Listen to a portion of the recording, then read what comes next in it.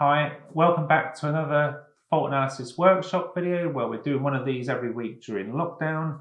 And if you've seen these before, you probably know the drill, but if you're new to this, let me just explain. So in this video, you're going to be shown a picture, a typical scenario where a pupil's making a mistake. You're going to download the form, the fault analysis form, which you can find in the description below. So download one of those. It's double-sided, so make sure you print both sides. And then I'm going to show you a picture, and then we pause it, and then you fill out the form, and then we discuss. So let's do that. So you've got your form. So now let's put the picture up. So I'm going to show you the picture up on the screen now, and let me just talk you through what we're looking at. So in this picture, we've got a Y junction where the learner car, the little blue car, which is turning right in the right side fork, and our pupil has emerged from this junction. So you can see them just crossing the give way lines. The pupil has emerged. This is the situation, like frozen in time. Pause it, pause the video, look at that, go and fill out your form, and I'll see you back here in a minute, and then we can go through it.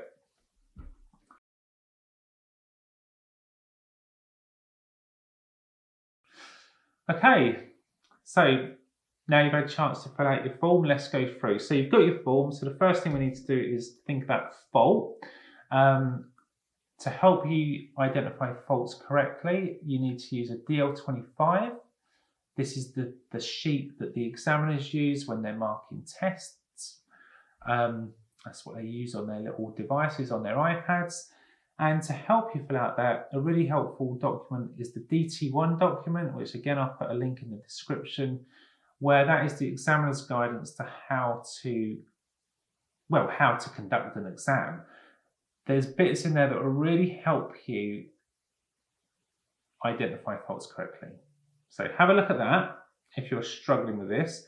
So let's get started. Let's think about the fault. So here I would, on the DL25, I would mark this in section 21, junctions, observations, because our learner is moving out. As we've said, they are emerging, and the cyclist is on their left. And yeah, so lack of observations at this junction. That would be the fault, and it would be marked as, well, what would it be marked as? Is it going to be a driver fault? Is it going to be a serious or dangerous? And it's important you understand the difference between those faults. So again, in the DT1 document, that will help explain the differences. So just briefly, if a driver fault is potentially dangerous, if they kept doing it, let's say a learner just kept forgetting to check their blind spot when they move off, for example, and there's nothing there, well, that's potentially dangerous. And if they kept doing it habitually, then that after they've done that 3 times, or the 4th time, that would become, because it's habitual, a serious fault. Because sooner or later, they're going to knock a motorcycle off or a cyclist off their bike. So, so that's driver fault. If it's serious, it means that they cause potential danger to another road user. And if it's dangerous, they cause actual danger. So in this situation here, where our learner's moving out, and it looks quite close, if there's risk of collision, I'd go dangerous with this one, because the risk is getting really high now. Okay, so next section is to draw it. You don't need to draw it because the picture is provided, but think about using pictures, illustrations when you're with your learners. It's good if you've got the skill just to quickly sketch something out, or use RosPA app, or you've got a visual aid system where you can draw things on, just to recreate the scenario. Okay, because that will really help you and your learner on the same page analyse things. Okay, so let's talk about the risks. So yeah, the risk here is collision. There's the risk of a collision, injury, serious injury, death, potentially. You know, cyclists do die on our roads by drivers pulling out of junctions. So, you know, don't be afraid to talk to your pupils like this. The risk is risk of death. People die on the roads. They need to know that. They need to know where people die, why people die, and how to avoid it. Because it's just, you know, they're having fun on their lesson. We want them to have fun and enjoy it, but there is a serious side to it, which they need to be aware, because, you know, they need to. So let's move on. Okay, so on to the next box, intervention. So in this situation, as the picture is shown here, my pupil is now moving over the giveaway lines. There is a cyclist coming. Intervention needs to be physical. It needs to be foot on the brake, stop the car. We can't go any further than that picture is showing there. So that's where I would have stopped them. Okay, so we've physically intervened, we've stopped the car. Possibly, if the cyclist is any closer, steer to the right to help avoid the cyclist more. We could intervene with steering as well. We of course need to be always aware of our surroundings. We need to know what's happening behind, to the sides, before we start grabbing steering wheels or braking. This is why we always need to be aware of our surroundings. Okay. And also, once I've stopped the car there, it'll be winded down and apologise to the cyclist. Yeah, we need to acknowledge that cyclist and apologise for what we've done. And when I say apologise, hand up, sorry. Keep it simple, yeah.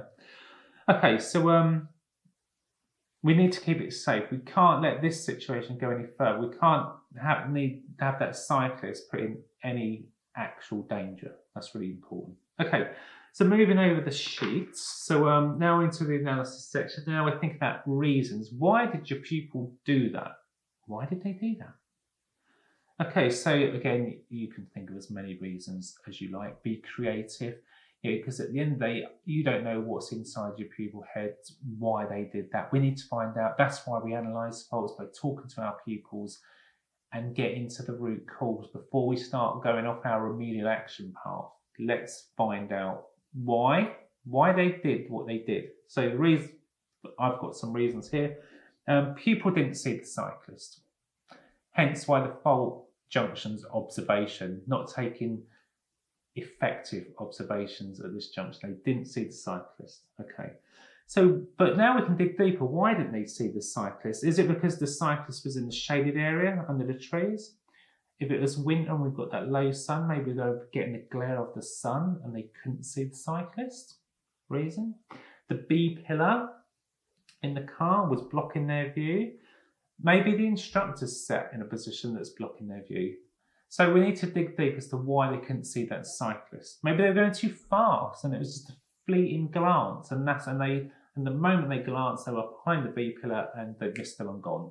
So we need to get to the bottom of that. Other reasons, the pupil saw the cyclist. That's another distinct possibility.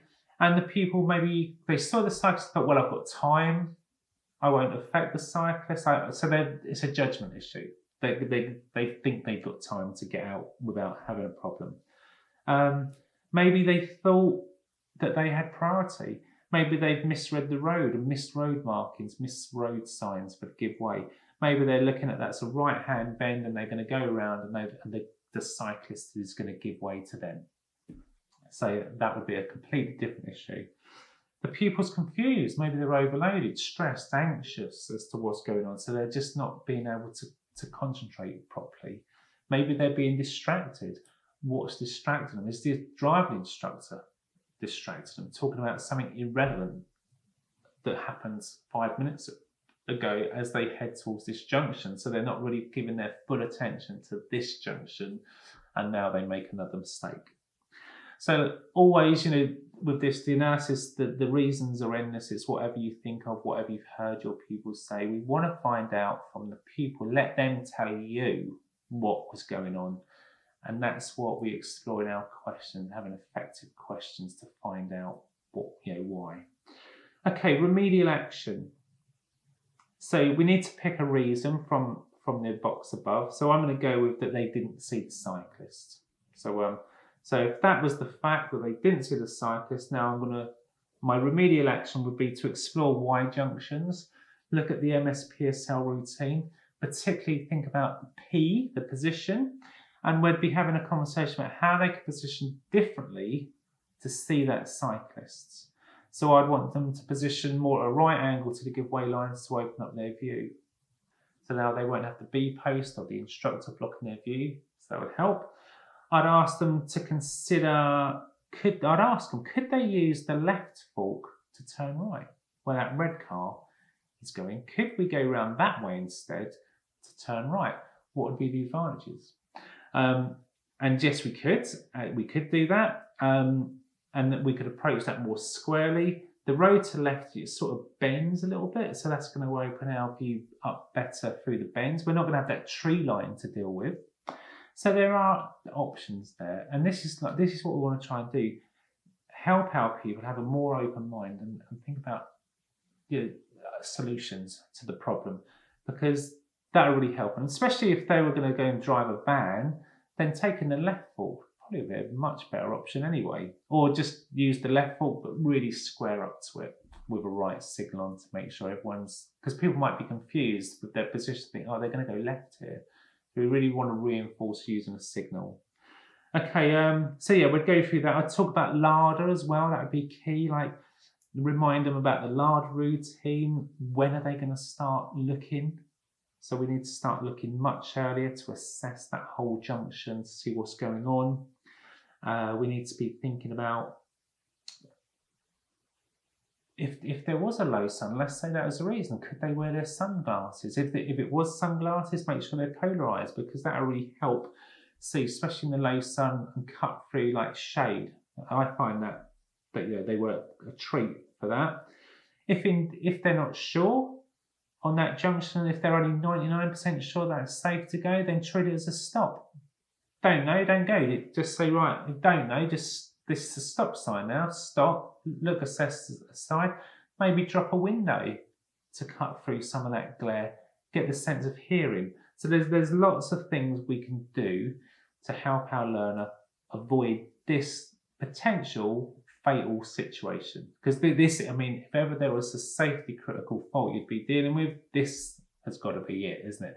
Hence why we would intervene and stop. We wouldn't let them out. Okay, so questions we could ask. So yeah, so let's go through some of the questions I put down here. Do you understand why I stopped you? See what they say. Did you see the cyclist? Yeah, if not, why not? What was blocking your view?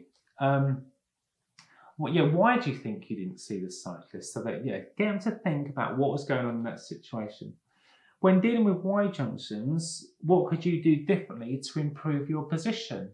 So now we can explore, what could we do differently to help your vision, and then explore position? So position for vision could come out in this. So these are the typical kinds of questions I'd be asking my pupil, sort of to dig deep, delve in, and so now we can come up with the right remedial action on what we're going to do, which we've already discussed. So that's the end of this little video. Thank you for watching. If you like it, please like, I appreciate that. If you want future content, make sure you hit the subscribe button and you'll get that. And also comment. Comment on what you'd like me to cover next. Comment on anything I've said in the video. If you disagree with anything, that's fine. Put your comments in. I'll endeavour to get back to all of you. So thanks for watching, and I'll see you in the next video.